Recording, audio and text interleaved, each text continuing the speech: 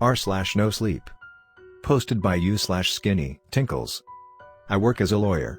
My latest client was an immortal with their soul on the line. Now, I work in a relatively small town, pretty far from any major city, so I'm not taking on any newsworthy cases, and my clients aren't usually offering me the big bucks for my services. So, you can imagine my surprise when, yesterday morning, a client walked in carrying two heavy-looking sacks, sat down in front of me, and opened one of the sacks to reveal money. A lot of it. Even more surprising was the fact the client was a young girl, who couldn't have been more than 17.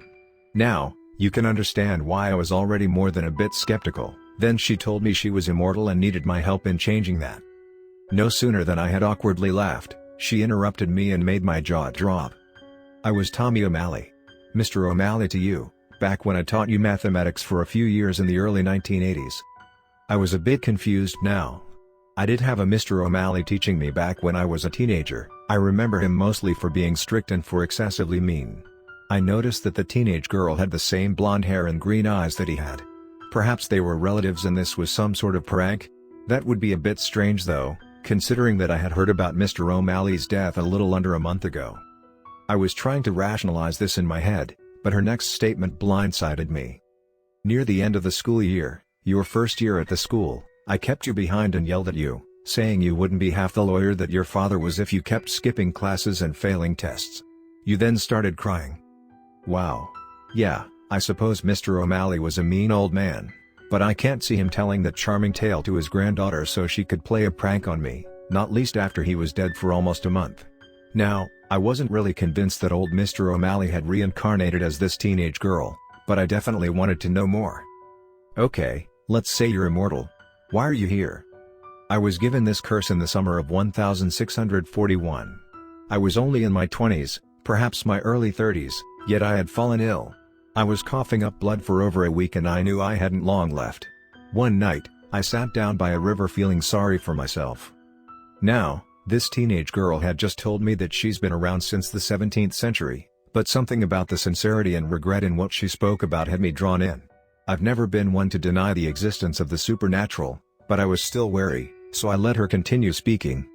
I was lamenting that I had done nothing and my life was being cut short before my hair had gone completely gray. I had no wife, no children, and I was far from wealthy. Then I spotted him.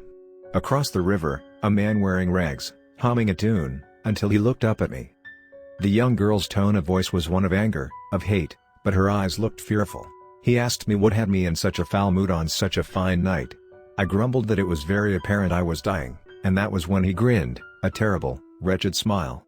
He stepped across the river, and the water froze under his feet, and a cold chill went up my spine. He offered you immortality? I asked, in response to her silence. I asked him what the cost was, to which he told me that I would find out, should I accept his offer. And what was the cost? I found myself whispering. After I shook his hand and he walked into the forest, I expected for my sickness to go away, but I began coughing up even more blood, until I died, a little under 3 days later. But I awoke, feeling healthier than I had in weeks. I got out of bed, walked to a river flowing past outside, and found that the reflection I saw wasn't my own. And whose was it? Mary. A girl I had shared a brief romance with when I was younger, but she was married off and moved to another part of the country with a richer man. My consciousness had replaced hers, and I had to resume her life. It was a miracle I wasn't thrown into a sanatorium by her husband for acting strangely, but he wasn't very attentive, let alone present most of the time. That's lucky, I think. Then I died for a second time a decade later from pneumonia, and awoke in the body of Mary's, or my, son. Then, 40 years later, I died for a third time, waking up in the body of his, or my, son. 20 years later in the body of his, or my best friend. I was reincarnating as the people I cared about most.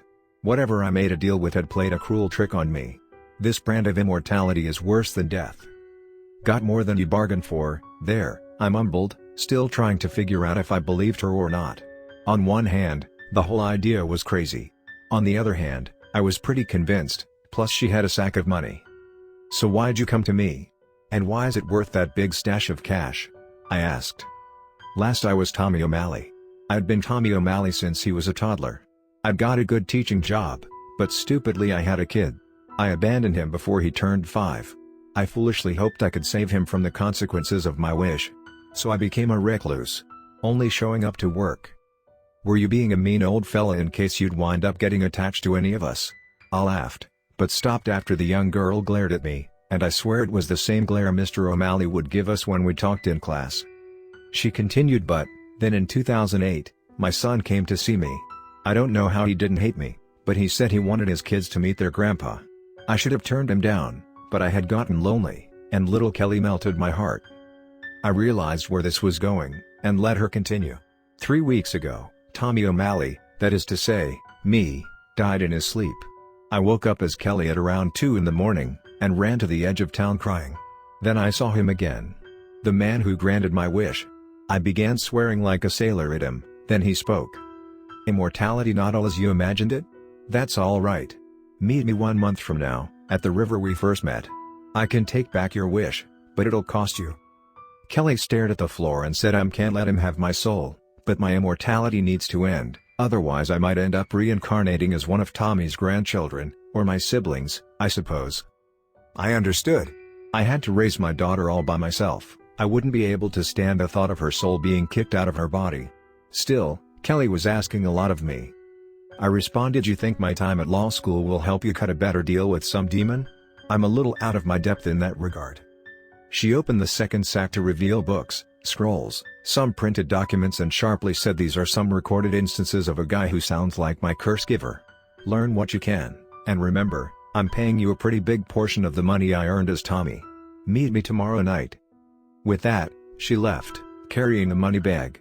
I'm in my 50s now, I shouldn't be buying this, but somehow I was convinced, whether it be by the apparent sincerity of Kelly, or Mr. O'Malley, or whoever, or the money, I quickly turned my attention to the documents she had. Let me tell you, these seemed more like fairy tales and urban legends, but I couldn't stop reading. All the tales originate from the same region, and involve our boy taking advantage of those who are on the verge of death. It always takes the form of a man with long black hair, wearing rags, with glassy eyes and an unnerving grin. Seriously, there was a real creepy old drawing of him included. Before I knew it, it was dark outside. I read the last document, containing the coordinates, as well as a note saying to be there tomorrow at midnight. I tried to sleep, but I kept seeing that old-timey drawing of a blind young man with a sinister smile. The day went quickly, and soon I left to visit the destination. I was starting to believe this more and more, but the pay was better than what I was used to, so I arrived, and found Kelly with the money. Did you figure anything out? She whispered. I've a hunch that the people whose bodies you hijacked, it has their souls now. Tears began falling from Kelly's eyes, but they suddenly widened.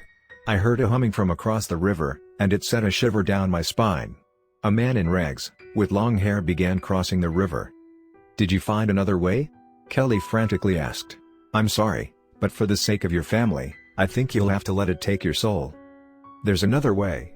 I'm so sorry, she sobbed, then the blind young man put its hand on her shoulder. I watched in horror as the life left her body immediately, yet she had a smile on her face, as she began to turn to dust and blow away in the wind. Shame. A soul that's been around for a few hundred years would have satisfied me greatly. But, I'm nothing if not patient, and I suppose you're an investment. How's it feel to be immortal, pal? No. No. Oh no, I stuttered as I ran back to my car, hearing the young blind man chuckling quietly. That was last night. I've been coughing up blood all day. I worry for my daughter's soul.